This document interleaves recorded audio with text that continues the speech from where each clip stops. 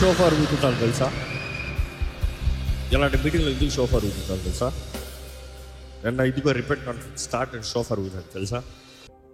Bible ఉంటుంది, when you blow ఆకాశము తెరవబడుతుంది, నా సింహాసనం దగ్గర నీ పిలుపు వస్తుంది. అదే సమయంలో యుద్ధానికి ప్రకటనగా షోఫార్ ఊదుతారు. అదే సమయంలో పశ్చాత్తాపము. సో బోర ఊదుతంలో 4 రకాలు ప్రాముఖ్యంగా కనబడతాయి. ఒకటి పశ్చాత్తాపానికి, ఒకటి జయానికి, ఒకటి యుద్ధానికి. యుద్ధం ప్రారంభంలో ఊదేది వేరే రకం ఉంటుంది. యుద్ధం అయిన తర్వాత మధ్యలో రాజుని, శత్రు రాజుని చంపిన వెంటనే జయం కలిగినప్పుడు బోర ఊదాడు అనుకో, ఇంకా మిగతా వాళ్ళకి అర్థమైపోతుంది యుద్ధం ఓవర్, ఇంకా మనం పోట్లాడాల్సిన అవసరం లేదు. Sometimes we don't know what we do.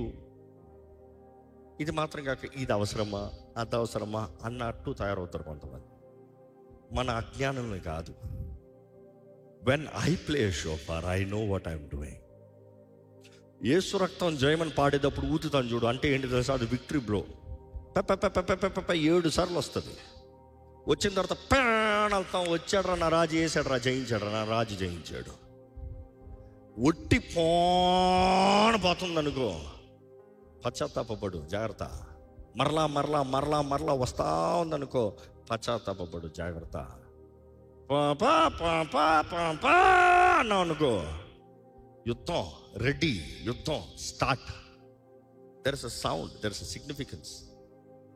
ఆ బోర్ల శబ్దంలో ఉంటుంది, ఇంకా అనేక రకాలు ఉంటుంది. నేను నేర్చుకున్నాను. I know what I'm speaking. అందులో ఉంటుంది, ఇట్స్ అ లాంగ్వేజ్.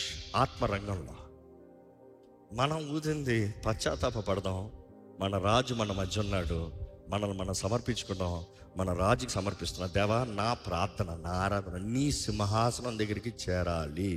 అంగీకరించిన వారు బిగ్గరగా హల్లెలూయా చెప్దామా?